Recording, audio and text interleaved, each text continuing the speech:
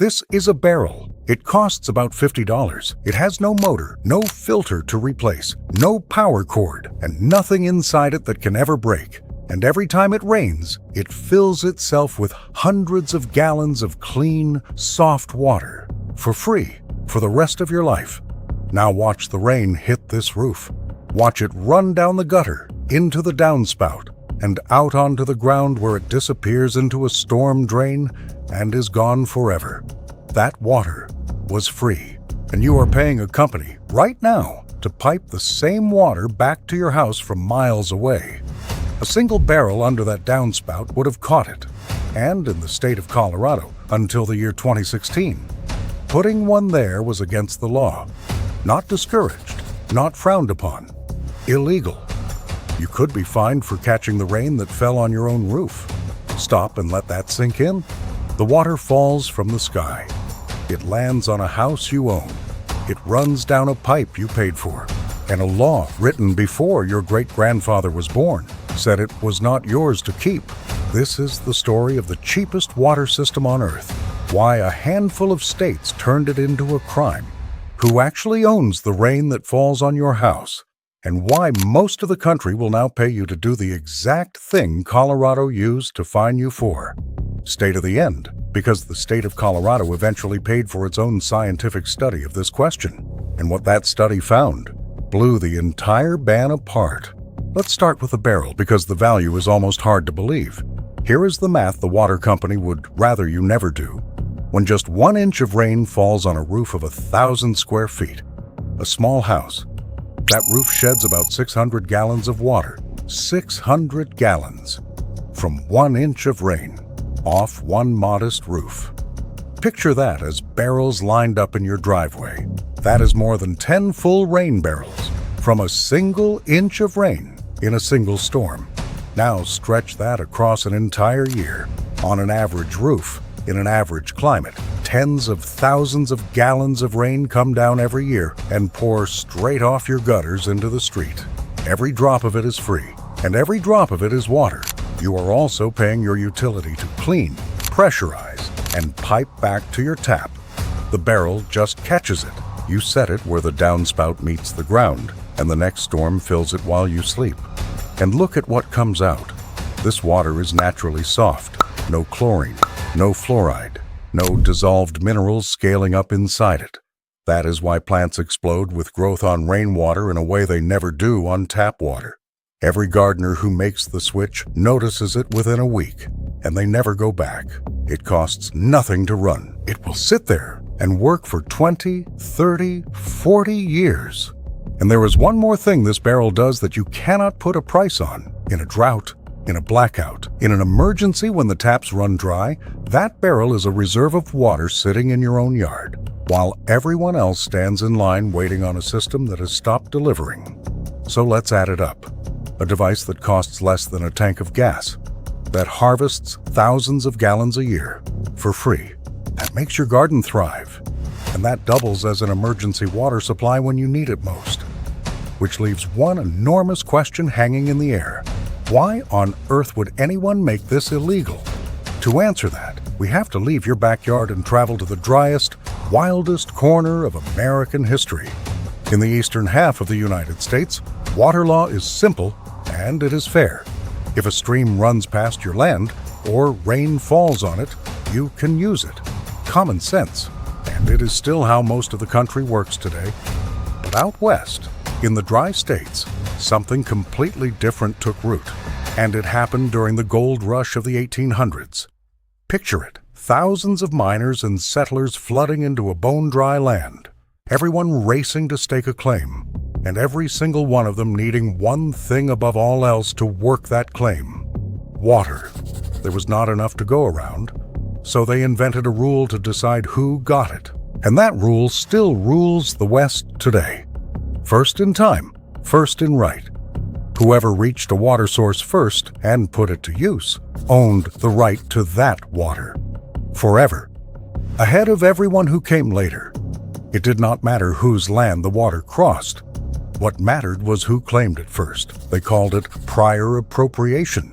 And in states like Colorado, it still governs every single drop of water in the state. Now here is where it gets strange. Strange enough to sound made up.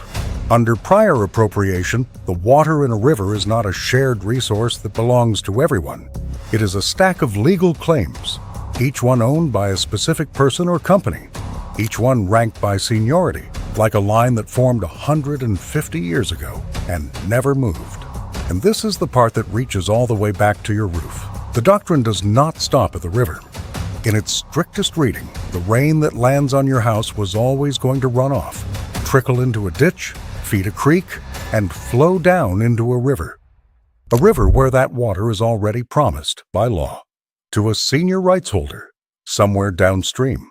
So the moment you catch that rain in a barrel, the state's logic goes, you are not collecting rainwater. You are taking water that legally belongs to someone else before it can reach them. That is why Colorado banned it. Not because the water was dirty, not because a barrel was dangerous, but because a 150-year-old law had already handed every drop of water in the state to somebody. And you were not at the front of the line, but here is the thing about a law that ignores common sense. Sooner or later, someone actually measures reality. And in Colorado, someone finally did. For years, Coloradans had been quietly breaking this law anyway. Barrels under the downspout, out of sight, and nobody was stopping them. The ban was on the books, but the whole thing was built on an assumption nobody had ever actually tested. The assumption was that the rain you catch is stealing meaningful water from the rivers downstream. So in 2007 in Douglas County, that assumption was finally put to the test in a real scientific study. They tracked the rain. They measured how much of it, falling on a typical property, actually made it all the way down to the streams and rivers where the water rights holders were waiting. The answer detonated the entire ban. 97% of the rain never reached the streams at all. 97%. It evaporated back into the dry air, or it was drunk up by plants and soil long before it could ever reach a river. Only a tiny sliver, around 3%, actually completed the journey the law was so worried about. The thing the ban was designed to protect was barely happening in the first place. The rain landing on your roof was not feeding those downstream rivers. It was evaporating into the Colorado sky. The law had spent decades guarding water that was never making the trip. And once that number was on the table, the ban could not survive it. But before Colorado finally let go, follow the water one more time. Because this is where it stops being about an old rule and starts being about money. Ask yourself who actually holds those senior water rights, the ones your $50 barrel supposedly threatens. It is not your neighbor. Overwhelmingly, those rights are held by large-scale agriculture, by mining and heavy industry, and by the municipal water utilities themselves. Because out west, a water right is not a permission slip. It is property. It is bought and sold and leased and fought over by lawyers in special water courts. And it is worth a fortune. In these regions, the right to a single acre-foot of water can trade for tens of thousands of dollars. Water rights can be worth more than the land they sit under. An entire economy worth billions is built on one idea.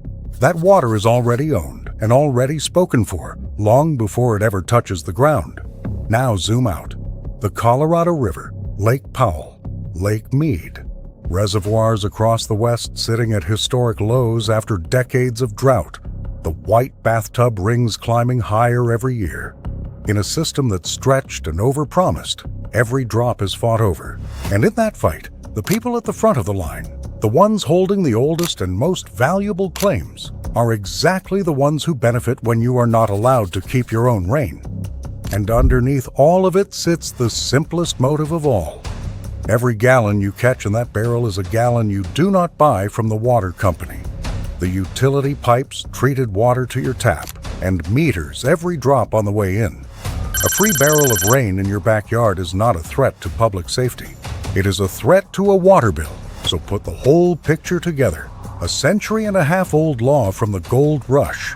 Water traded like gold by agriculture and utilities. Rivers running dry and every drop lawyered over. And a $50 barrel caught in the middle of all of it. That is how the cheapest, simplest water device ever made spent decades on the wrong side of the law. But here is the part that gives the whole game away. Watch what happened next. In 2016, Colorado, the very state that had banned it outright, finally passed a law letting residents collect rainwater. Not unlimited, 2 barrels, 110 gallons. Off the roof for the garden, but the ban was dead. And that same law did something else telling. It made it illegal for a neighborhood association to stop you from using a rain barrel at all. And Colorado was the last real holdout, because everywhere else in the country, for years, the exact opposite had been happening. Texas passed a law forbidding neighborhood associations from banning collection systems. Then Texas and Arizona started handing out tax breaks and rebates, actually paying people to install them. California passed an act in 2012 that explicitly legalized rainwater collection and freed it from water board regulation entirely. Today, rainwater collection is legal in all 50 states, and in the large majority of them, there is no limit at all. No permit, no cap. Catch as much as the sky gives you. Now think about what that direction tells you. If catching rainwater were truly dangerous or truly harmful, the law would be getting stricter over time. States would be clamping down harder every year. Instead, the exact reverse happened. Nearly every state now allows it, and many will literally pay you to do it. The direction of the law is the confession. It was never about safety, it was about who owned the water. And the moment that grip finally loosened, the barrel that used to be a crime became the thing your own government now subsidizes. So where does all of this leave you, standing in your own backyard, watching the rain pour off your roof? In most of America, you can walk outside this very weekend, set a barrel under your downspout, and start harvesting free water with nobody's permission. Setting one up is almost insultingly simple. You place the barrel where the downspout comes down. You fit it with a lid that seals, so it stays clean and no child or animal can get in. You add a screen over the opening so mosquitoes can never breed in it. And the more refined systems add one small part called a first flush diverter. It simply throws away the very first splash of water off the roof, the part that carries the dust and grit and keeps only the clean water that follows. But you have to know one honest limit, and it matters. Rain that runs off a roof is not automatically drinking water. It picks up whatever is sitting on your shingles, from dust to bird droppings. For your garden, your lawn, your trees, it is perfect exactly as it is. But to make it safe to drink, it needs real filtration and treatment first. Never skip that step.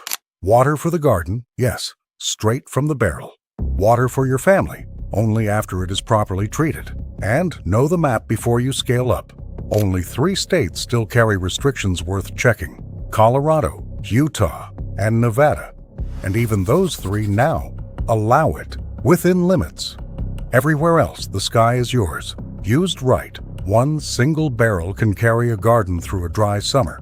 A row of them, linked together, can carry an entire household through an emergency. And all of it falls from the sky, for free, the way it did for every generation before the one that got told the rain was not theirs. The only thing that ever stood between you and a lifetime of free water was a single line in a law book, written for a gold rush that ended a century ago. And here is the thing: rainwater is not the only free resource they decided you could not use. Right now, every single day, gallons of usable water pour out of the drains inside your own house. Water you already paid for, running straight into the sewer. Half the states in the country will not let you reuse a drop of it. And the reason why is even harder to believe than this one. That story is already on this channel. Click it now.